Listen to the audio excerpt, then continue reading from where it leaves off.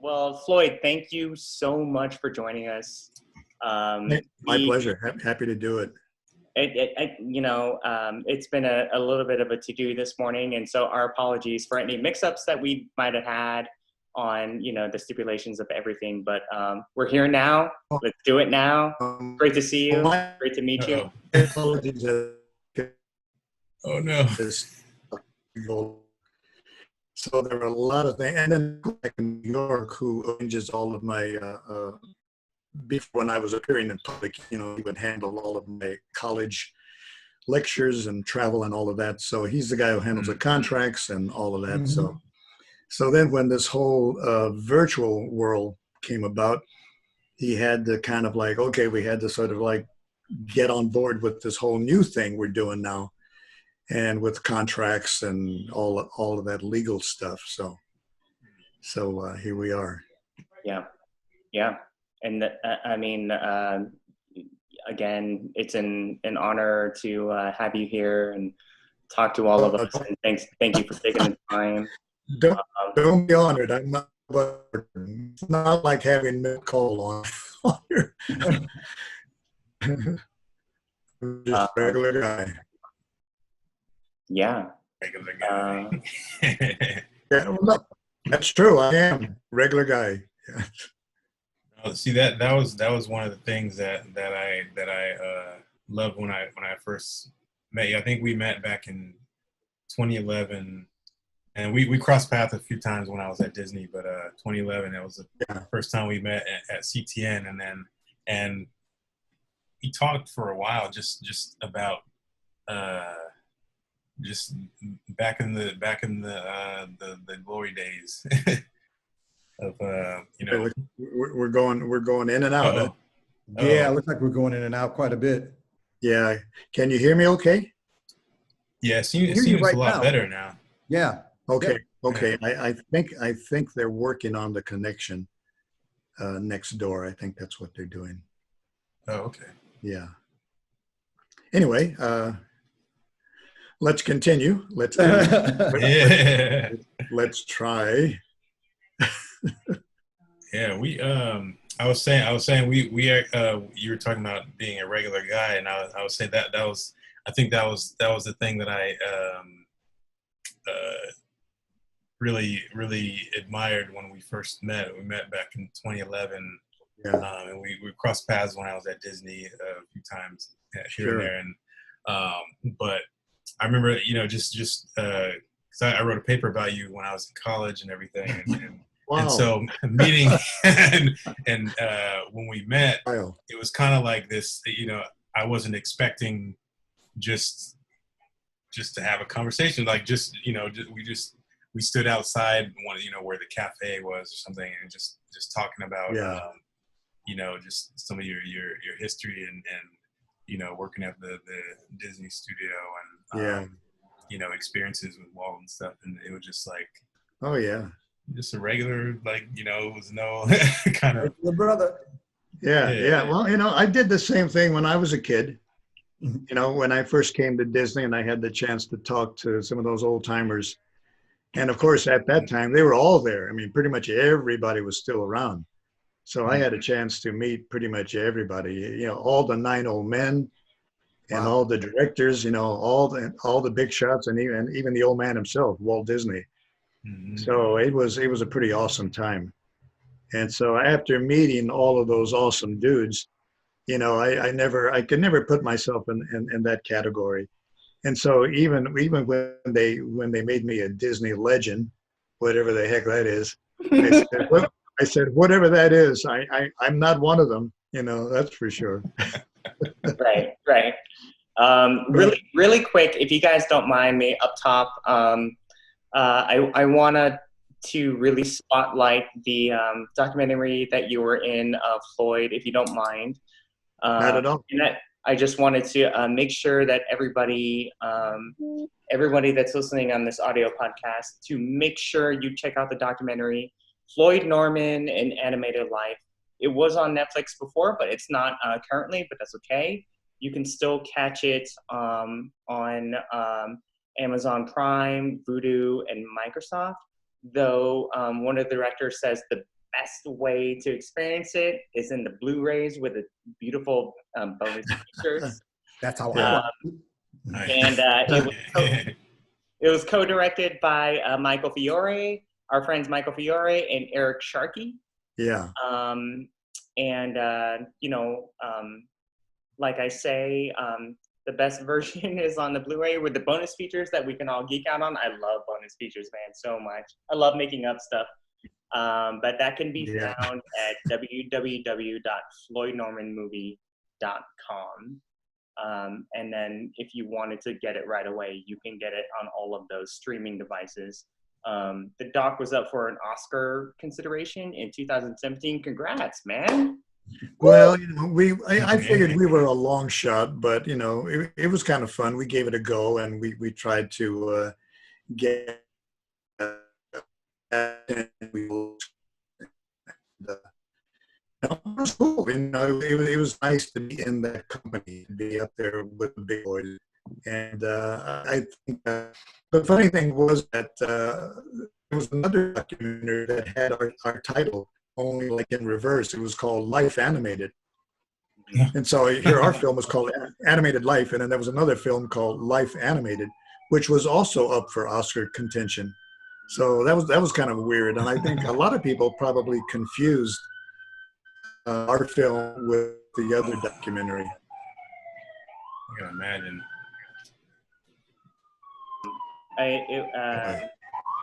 In 2019, the doc was a closing night movie on the home edition of Turner Classic Movie Film Festival, which is rad. Yeah. That was pretty cool. Yeah, that's awesome. Yeah, it was, and to be introduced on TCM by Ben Mankiewicz. He gave us a really cool introduction. So that was really nice. That was really sweet. Yeah. And then last bit of information is Floyd will be honored again by TCM in 2021 since the in-person invite event was canceled due to pandemic, but you'll be honored nonetheless virtually. Yeah. Well, we had to cancel it this year, but TCM said they're going to go ahead and do the event next year, 2021. We'll be back in Hollywood. Hopefully, everybody will be back in Hollywood. Got it. And we'll do the that wonderful, I think, 4 days of basically celebrating movies in Hollywood at TCM.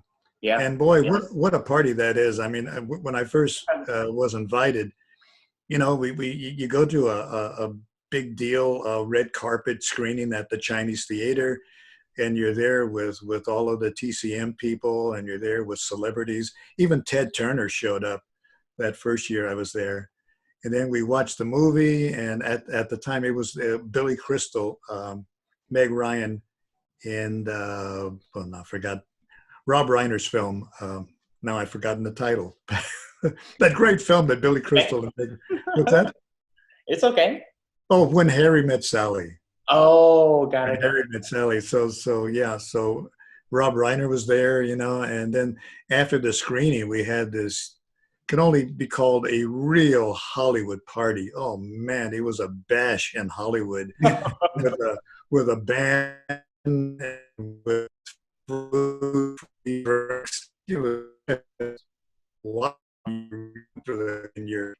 was stars and directors, and they're talking to you, and it's like, whoa, you can't believe, this is like fantasy land for a movie geek. To be at a Hollywood party with all these big shots, and of course you're a nobody, but nobody knows that because you're there at the party, so you must be somebody.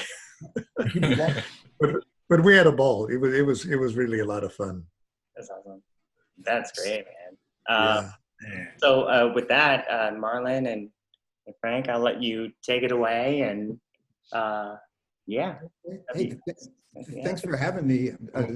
Floyd, it's good to see you. And good to see you too, Marlon. So I guess since we're on radio podcast, I'll say I'm Marlon West. This is Marlon asking questions right now. And So Floyd, we're going to operate on the assumption that everybody has seen your wonderful film and are kind of up to speed on who you are. And Yeah.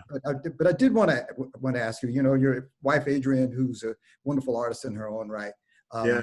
He has And a posted a lot of taskmaster. photos over the years on Facebook of your life and her own. Growing up in Santa Barbara, and while it may not be rare, kind of runs counter to what a lot of folks think of as Black life, especially in the middle of the 20th century. Yeah. So I was wondering if you could kind of paint us a little bit of a picture of your childhood and early days coming as a brother living up in Santa Barbara. Yeah, how about that? I often tell people I didn't really have a normal life because I grew up in Santa Barbara. You know,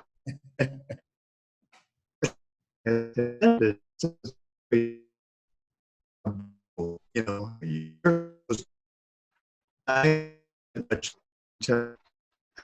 until she mentioned it, and I realized, you know what, my life probably did not reflect the lives of many young men my age who maybe were growing up in Philly or Chicago, or God forbid, Natchez, Mississippi, where my father was was born and grew up. You know, so growing up in fashionable, you know, almost this community of Santa Barbara, full of wealthy people, and a lot of people in show business, people in the entertainment business in Hollywood. I mean, in my town when I was going to school, I actually knew movie actors and I knew directors and film composers and screenwriters because they all lived in Santa Barbara. So all of this crazy business that seems so weird and wild to, say, a guy from the Midwest or from down south, it all felt quite normal to me. And so when I told my parents that I wanted to one day work for Walt Disney, they said, yeah, sure. I mean, most parents would not have said, most parents would have said, you better go to school, learn how to do something and get a real job.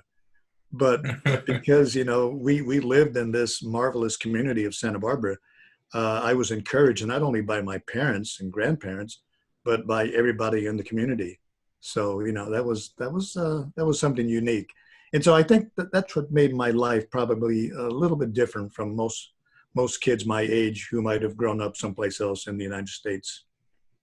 Yeah, having all that support from your parents had to be very emboldening, you know, as an artist. Oh yeah, it was, yeah. Because keep in mind, you know, I mean, most people didn't even know what animation was back in those days. When you said, I want to be an animator, people would say, what's that? You know, is that a job? You know, is that really, people pay you to do that?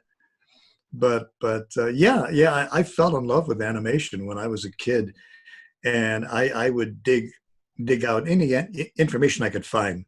I would go to the library in my hometown and just search high and low for any bit of information on animation, because this was back in the days before people were writing books about animation. There was no Charles Solomon or John Canemaker or Mindy Johnson writing books about the history of animation. There was one book and only one, and that was The Art of Walt Disney by, I think it was Robert Field, The Art of Walt Disney. And it was a hardbound. And boy, oh boy, that book was a treasure, you know. I checked out that book again and again and again. I was probably the only person checking that book out over, because you couldn't buy it. And it was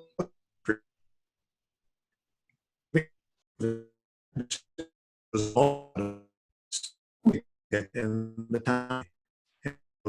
I'd go and read everything I could find, I could read in the library about animation.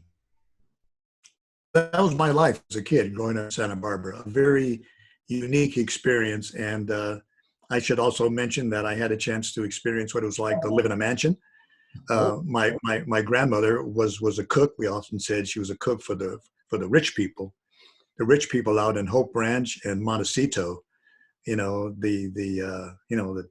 and some of those fabulous homes. Well, I had a chance to actually live in those homes, because when the wealthy people would be vacationing in Europe, then my grandmother and sometimes my mom, because she was usually the one cleaning the house, you know, she would invite us kids. You know, she'd just bring the kids out to the mansion, and we would hang out in these big posh Montecito homes. and just living the life, like we had money too. Of course, we didn't have a dime, but but I got a chance to feel like, what it was like to be wealthy and to be able to have everything, at your fingertips. It was quite an interesting experience for a kid growing up. So to have a grandmother who was a chef and a mother who was cleaning houses, and Yeah. use insights at a very young age on being an artist, and you must have been a very good one that convinced them that that was a good idea. Well, I owe a lot of credit to my grandmother, because honestly, my mom and dad had no idea what animation was. They knew who Walt Disney was because everybody knew the name Walt Disney. But my grandmother actually understood, what I meant when I said I wanted to make animated films. And my grandmother was so supportive. I owe her so much, because she was the one who helped me get my first movie camera, a 16 millimeter Revere movie camera that could shoot single frames, because I needed the camera that could shoot one frame at a time, because I was doing animation, not live action. My grandmother helped me build an animation camera. She did what that was, and we built out of wood, because that's the only way to do something in those days. In machine shop, animation out of scraps of wood, and fixed the camera to it, and I was making animated films. My earliest film, I think I was in middle school. Oh, Junior wow. high school, when I made my first animated cartoon. Painted the backgrounds, even inked and painted cells, that I would buy these sheets of acetate from our local art store. And, I mean, back in those days, you had to do everything yourself, because you couldn't go to a store and buy this stuff. Right. If you didn't have it, you had to make it. You had to build it. But it was a fantastic time, though. Oh, that's wild. I didn't really realize. Yeah. I knew you were an artist that whole time, but I didn't realize that you were making your own films. I mean, were you able to get like punched paper or an acetate, or did you have to come up with your own registration system? Oh yeah, I had to punch it myself. It wasn't rocket science.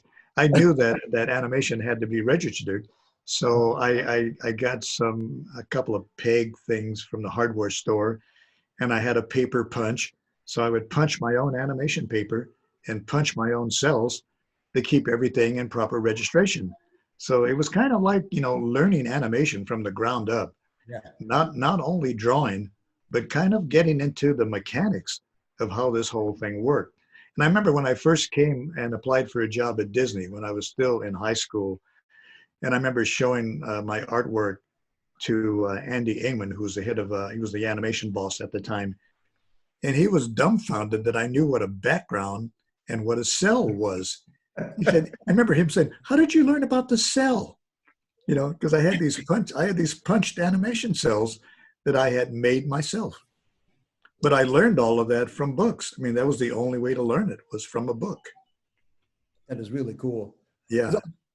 So when I've talked to these guys here with Rise Up, a couple weeks ago, they asked me if I had any African American role models growing up. Now, I wish I knew about Floyd Norman as a kid. I was really puffed up.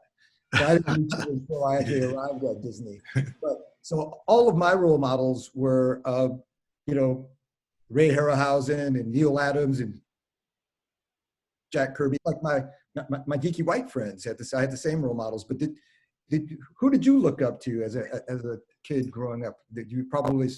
Were there any African American artists or African artists that you were aware of, or was it just the 9 old men, just like everyone else? Well, I knew all of those guys just like you. I mean, I was a huge fan of Ray Harryhausen, because I'd seen all of the Harryhausen films.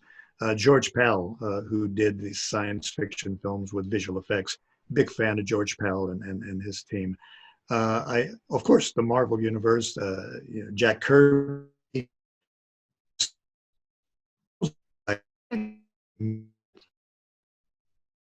Kirby.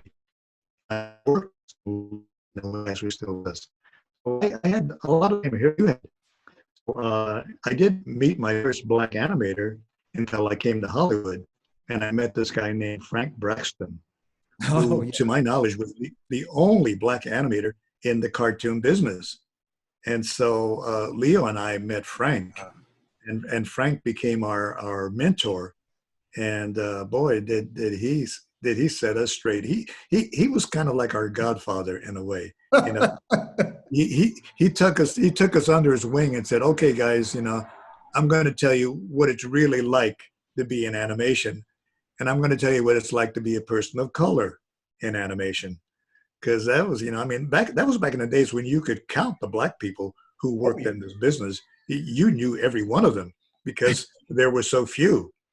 You know, as the decades passed, more and more were added until we finally got to the point where I didn't know every black artist in animation. There were a whole lot of men and women I did not know. And as Leo said, that was a good thing that we finally got to the point where we didn't know all of the black people in the animation business. It's funny because your name, you, Ron Husband, Yeah. Will, your name rang out like when I first arrived. You know, I got here like 30 years ago, and Yeah. first met like Bruce Smith and a few other folks. Oh yeah.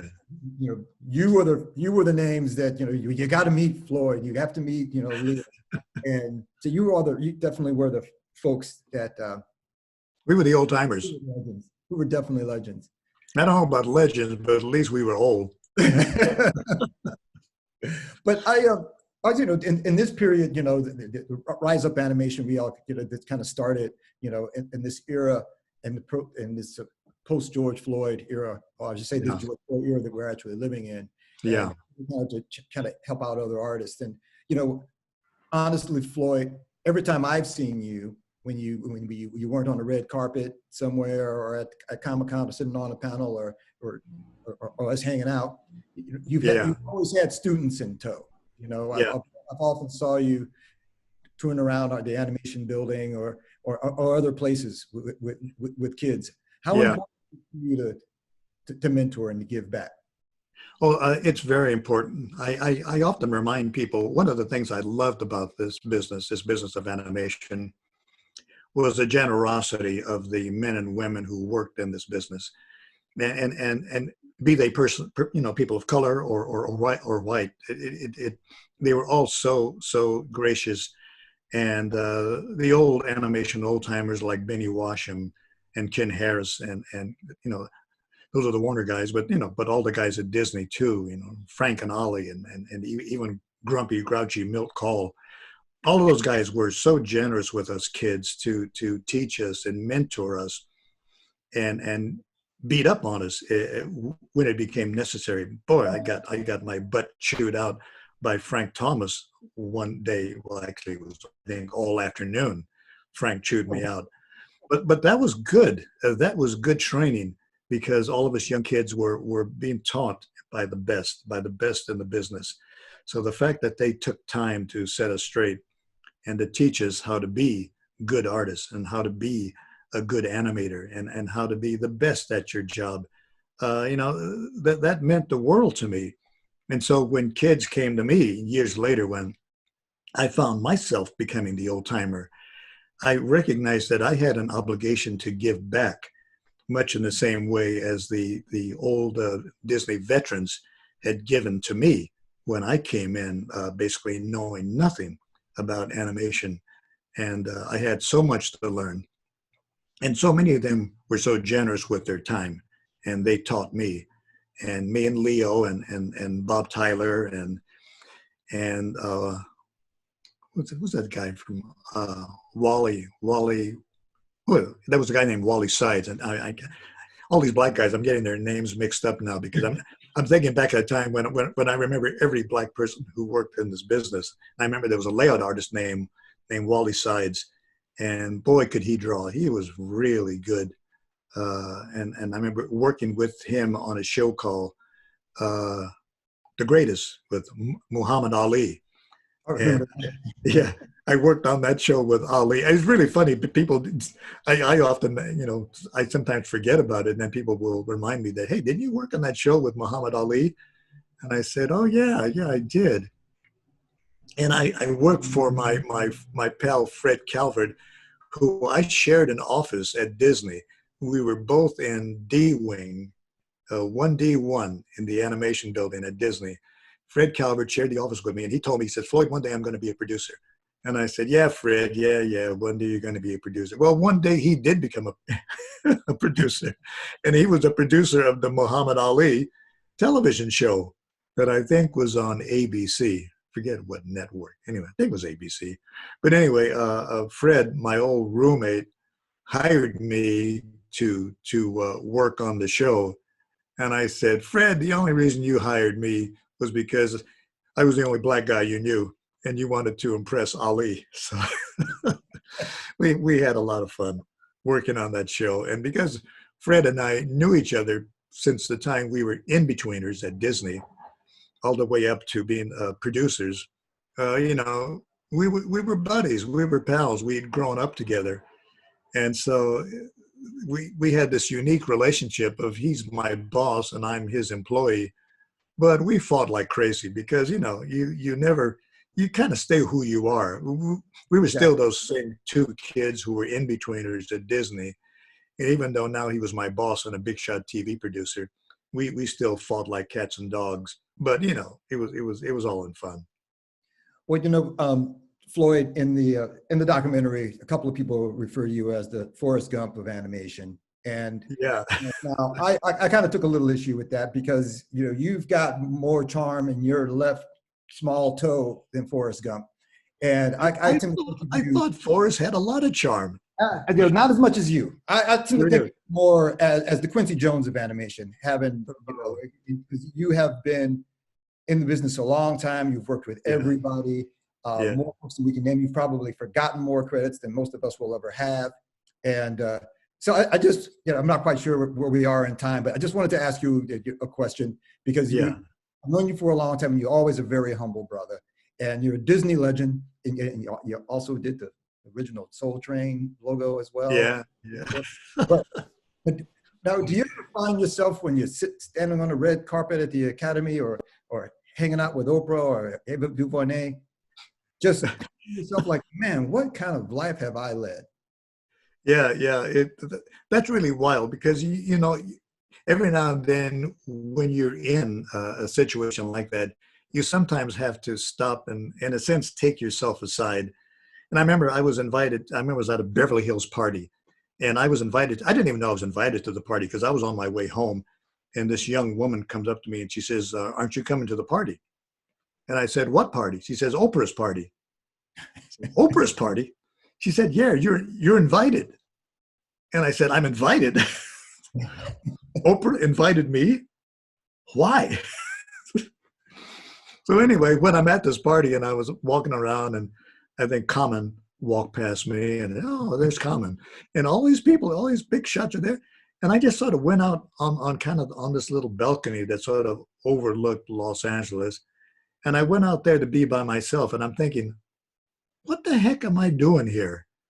And did I ever think when I was sitting at Disney, say back in the 50s, doing in-betweens of Donald Duck, that I'd ever be at a party in Beverly Hills with Oprah Winfrey and all of these actors who were in this movie that Ava DuVernay had directed, Selma, and to be able to talk to Ava, and I mean it was just kind of mind blowing, and also the fact that there were all these black people. It wasn't just a Hollywood party of the usual suspects you find in Hollywood. There were all these people of color, all of these black people, black producers, black directors, black actors, and Oprah kind of like, you know, in the center of all of this. And here I am wandering around this party with all of these rich and famous people, kind of asking myself the question, what the heck am I doing here? But Floyd, there I was. And so I want to be you when I grow up, not just to go to cool parties like that, but I have one just little quick example of like why I want to be Floyd when I grew up. You probably remember this because it was a first person you and I story, but there was a screening of Black Panther before it aired on the studio lot. Oh yeah. Employees put it on, and it was lying around the building, like around the corner. And I was like in position 50 or something. Yeah. And Floyd, doing a bit of that Floydering that they mentioned in the film, he comes walking, it's like it's any day on the lot. And and he comes up and he goes, "Hey, Marlon, what's happening?" And I was like, "Oh, Floyd, the Black Panther screening is about to go off in here in about an hour." And you're like, "Oh, that sounds pretty interesting. Like it's the first you've heard about it." And I'm sitting here thinking like, well, should I invite Floyd into this line with me? And I'm ready to make all the other people mad. And just as I'm thinking, these female voices call from the front of the line, Floyd, what are you doing way back there? Get up here with us. They were up in like position 10 or 15. And you were just like, see you later, Marlon. Enjoy the movie. And so I was just like, that's another example I want to be Floyd. Oh, Don, I don't even recall that. I do. Really? The thing I do recall, speaking of Black Panther, because I wanted to meet Ryan Coogler, the writer director of Black Panther, and so I had a chance. And this was not at a theater screening; it was at a private home, one of these fancy homes up in the Hollywood Hills, where they have their own movie theater. And I knew that Ryan Coogler was going to be there, so I had a chance to meet him and talk to him, and. It was really cool. One of the stars was people there. It was in a home, so it wasn't that crowded, not crowded enough. So there was the young actress, Nyong'o, was standing there. So I suddenly found I had her all to myself. I couldn't believe it. I had Lupita all to myself, and I said, "Come with me." And I took her over into this side room where it was, away from the crowd. Oh, did that story get edited out? Oh my God! Left is hanging. Oh, there we go. There we go. Technology, yeah, wow. But anyway, to continue the story, I had a chance to spend about 5 or 10 minutes, just me and Lupita, talking about making Black Panther. And finally, one of her publicists kind of had enough of it and said, "Hey, look, you can't have Miss Nyong'o all to yourself. She's got to get out there and circulate among the crowd." And I said, "Oh, I'm sorry. You're right. I am being selfish. I had a beautiful movie star all to myself, and I had to let her go."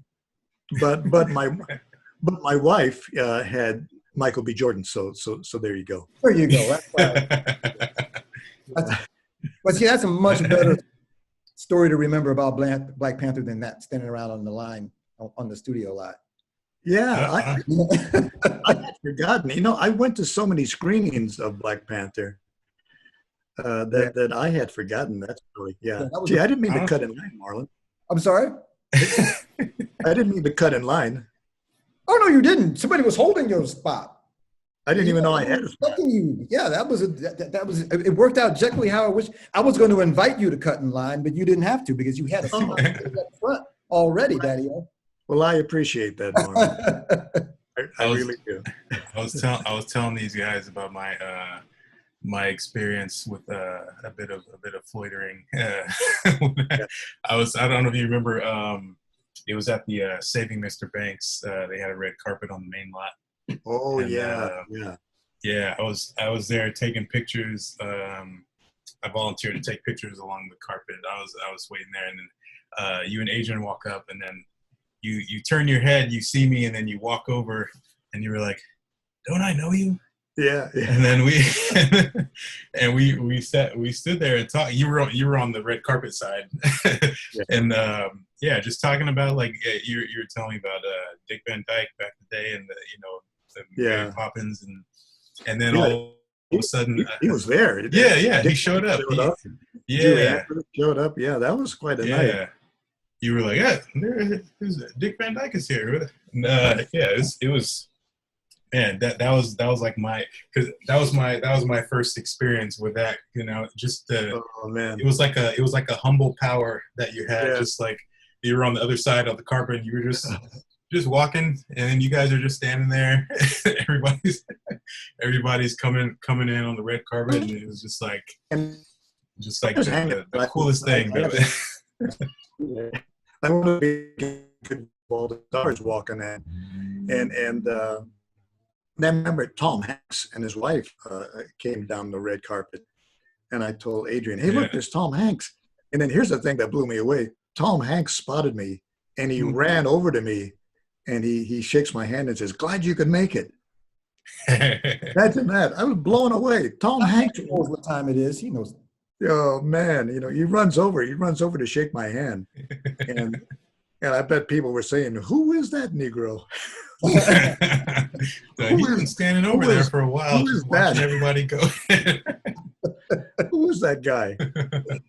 Oh man, man, boy, I really appreciate you taking the time to visit with us, man. Man, my time is your time. It is always a delight to see you. It's always a treat. I know Frank's known you for a little bit. This is Bobby's first time meeting you, and I really appreciate you spending some time with us. No, my pleasure. This business has been so good to me, and a lot of people will tell their experiences, in their chosen field and ups and downs. But I can honestly say, I never even had any bad times in animation. I mean, people often ask me the question, well, what was the worst time you had at Disney? And I can't look back and look at any worst times. Every movie I worked on, even the ones that weren't that great, it was still fun to do. Everything I worked on was a real joy. The people I worked with were a real joy to know and to work with and to share my life with. And the same thing happened when I went up to Pixar in the 90s and worked up there for a few years. And just, working with the nicest people. We had to work our butts off on occasion, but it was never a pain, and even those long nights, you kind of had fun with it, and we would kind of like joke and laugh and pull pranks on each other. And I think we are so lucky to work in a business where it's all about fun. It's all about bringing happiness to people. It's all about bringing a little moment of joy to people's lives. And we have the privilege of doing that job where we can actually make people happy. And to me, I think that's the best job in the world, It is wonderful, Floyd. And it really shows, it shows in the fact how much you still give, how much you still draw. If anybody follows you on social media, you're still doing it up on the daily. So I think that's another reason why people look up to you, not just because you're so damn cool, but you walk the artist path, man. You never thought of genuine article, sir. Oh, well, thank you, Marlon. I appreciate it. We thought my brothers were cool because my two brothers were jazz musicians, and I always thought I was the geek. I thought I was the nerd, the square, because my brothers were cool because they actually play jazz. But it's nice to be in that cool category. Oh yeah, definitely. Well, thank you so much, Floyd. I really appreciate it, brother. Well, thank you, guys. It's honestly, it's been my pleasure, Frank. It's been a pleasure knowing you these years. Bobby, I've kind of followed your career, so I even though I don't know if we met. No, I don't think we met before, but I appreciate you doing this, and I just cold emailed you, and you were like, "Yep, whatever you want me to do, man, let's do it." Yeah, that was the ultimate Floyd answer of just kind of like, "Yeah, let's do it." Let's do it. Yeah. Yeah. That's fine, and I know we had some things to wrinkle out, in this whole new paradigm of personal appearances, and everything is virtual now. So Yep. That's the one thing I honestly do miss, because I honestly love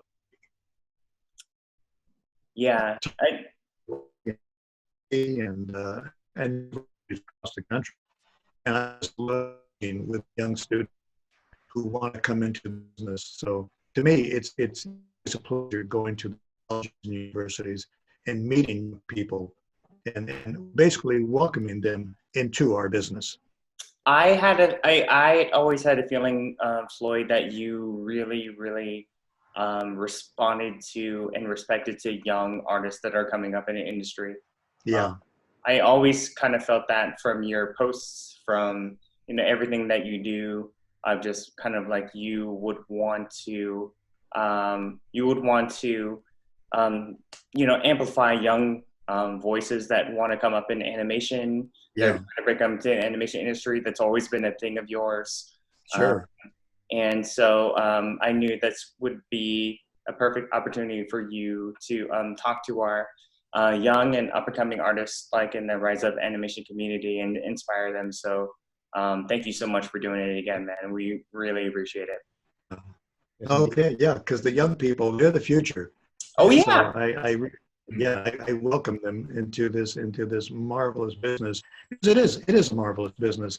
And boy, I could not have spent my life doing anything better than making animated films. Right. Right. Yeah. Amazing.